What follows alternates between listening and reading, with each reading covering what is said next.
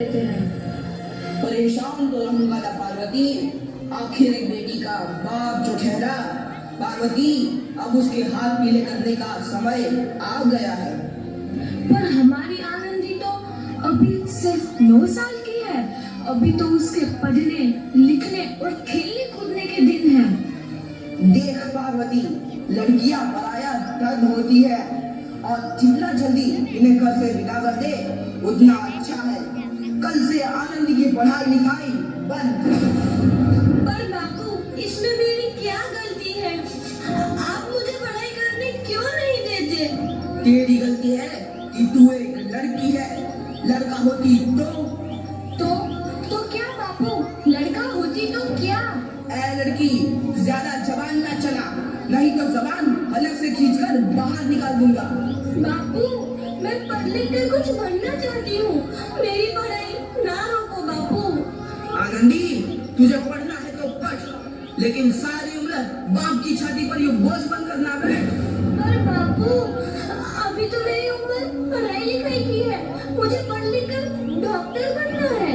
पढ़ाई पढ़ाई पढ़ाई, आज तो तेरी किताबों का काम तमाम करके ही छोड़ूंगा। ये ले। नहीं बापू, मत छोड़ो बापू। मत छोड़ी। नहीं बापू, नहीं। बापू, ये तुमने क्या किया? तुमने मेरी इन किताबों को ही नहीं फाड़ा बापू। मेरी किस्मत फाड़ दी, मेरी किस्मत। ये कापी किताबें ना सिर्फ छोरों के हाथ में अच्छी लगती है, लड़कियों के हाथ में तो सिर्फ मेहंदी अच्छी लगती है, मेहंदी। पर बापू, मैं लड़की हूँ तो क्या हुआ? लड़का और लड़की तो हमारी दोनों आंखों के समान होते हैं। चुप कर आनंदी, और यह एहसान मान कि अब तक जिंदा है तू।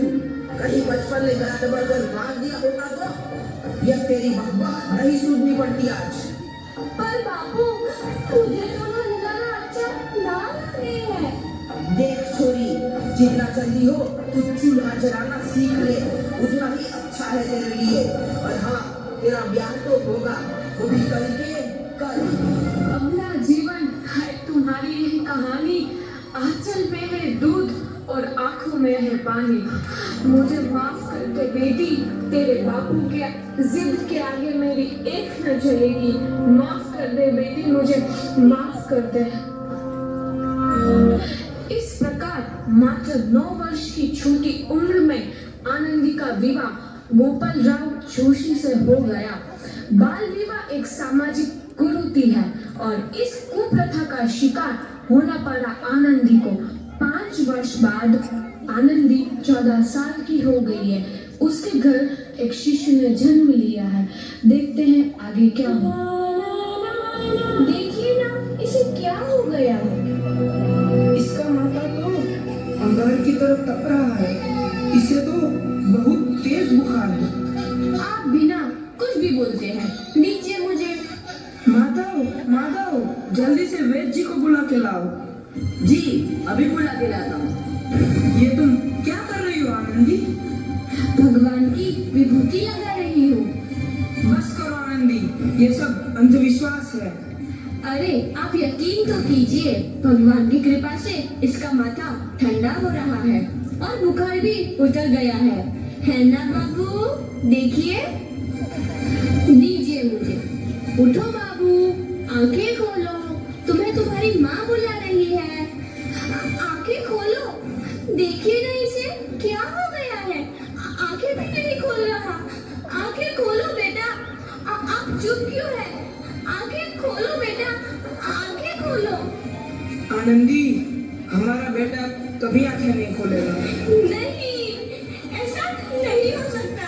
मेरे बेटे को मुझसे कोई नहीं छीन सकता, कोई नहीं छीन सकता। पागल मत बनो आनंदी। माधव, माधव। आनंदी, बंद करो ये पागलपन। भगवान ने मेरा बच्चा छीन लिया। भगवान ने नहीं, तुम्हारी अशिक्षा और अंधविश्वास ने तुम्हारा बच्चा छीना है। अगर तुम पढ़ी लिखी होती तो आज हमारा शिशु जीवित होता। तुम अनपढ़ थी आनंदी, अनपढ़। नहीं, अब मैं अनपढ़ नहीं रहूंगी। नहीं रहूंगी मैं अनपढ़। मैं पढ़ूंगी ताकि कल किसी और आनंदी को इलाज के अभाव में अपना बच्चा ना खोना पड़े। शाबाश आनंदी, और यही तुम्हारे अपराध के लिए प्रायश्चित भी है।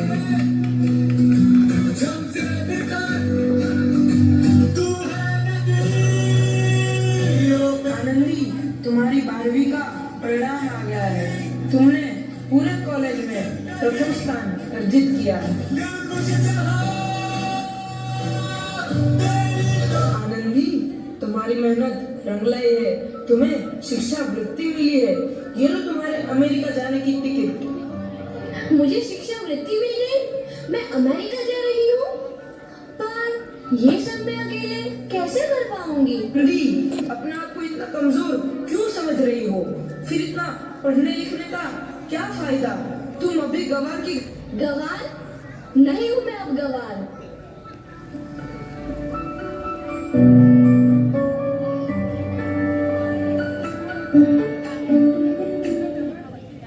तो इस प्रकार 7 अप्रैल 1883 को आनंदी अमेरिका के पेंसिल्वेनिया के लिए रवाना हुई और 3 साल बाद उन्होंने डॉक्टर ऑफ मेडिसिन की उपाधि प्राप्त कर ली। इधर आनंदी के पिता की तबीयत बहुत खराब है। आगे क्या होता है देखते हैं। लगता है अब मेरे जाने का समय आ चुका है। अब मैं नहीं बचूंगा। ऐसा मत बोलो। शहर के सिटी हॉस्पिटल में अमेरिका से डिग्री लेकर कोई बड़ा डॉक्टर आया है। एक बार वहाँ चलकर दिखा लेते हैं। हाँ, सही बोला भैया। कम से कम दिल को तसल्ली तो मिल जाएगी। हाँ हाँ, चलो चलो जल्दी हॉस्पिटल चलते हैं।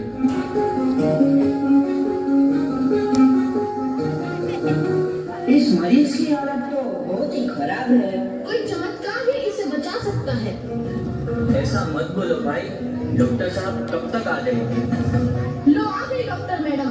डॉक्टर मैडम, जल्दी देखिए, मरीज की हालत बहुत ही खराब है।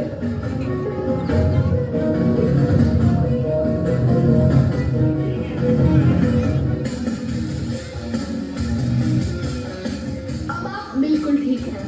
मौत के मुंह से आपको बचाया है डॉक्टर मैडम ने। डॉक्टर साहब ने मुझे बचा लिया। मुझे मिलना है डॉक्टर साहब से। डॉक्टर साहब नहीं, डॉक्टर मैडम बोलो। डॉक्टर मैडम, उन्होंने ही तुम्हें जीवन दान दिया है। लो आ गई डॉक्टर मैडम, मिल लो उनसे। डॉक्टर मैडम, आपका बहुत बहुत धन्यवाद। आपने मेरी जान बचाई। इसके बदले में मैं गरीब भला आपको क्या दे सकता हूँ? वचन चाहिए मुझे कि कभी ये नहीं कहोगे कि लड़कियां कुछ नहीं कर सकती। वचन? ये कैसा वचन? अरे श्यामलाल, तुमने पहचाना नहीं? तुम्हारी बेटी आनंदी। आनंदी? मेरी बेटी आनंदी डॉक्टर? हाँ बापू, वही आनंदी जिसके लिए बचपन में तूने चूल्हा और दूल्हा के अलावा कुछ नहीं सोचा था। आनंदी, आनंदी मेरी बेटी, मुझे माफ कर दे। मैं तेरा गुनहगार हूँ बेटी। नहीं नहीं बापू, वही आनंदी जिसके हाथ पीले करके तुम उसकी सारी जिंदगी काला कर देना चाहते थे। माफ कर दे मुझे मेरी बच्ची, माफ कर दे। मैं तेरा अपराधी हूँ मेरी बच्ची, माफ कर दे। नहीं बापू, मैंने तो तेरा एहसान चुकाया है। याद है ना अपना एहसान जो बचपन में तुमने मुझ पर किया था? पहले सुना सुनाकर जीते जी मारना आता मुझको। अब बोल, और किस किस को मारेगा? आनंदी बेटी, मुझे माफ कर दे मेरी बच्ची।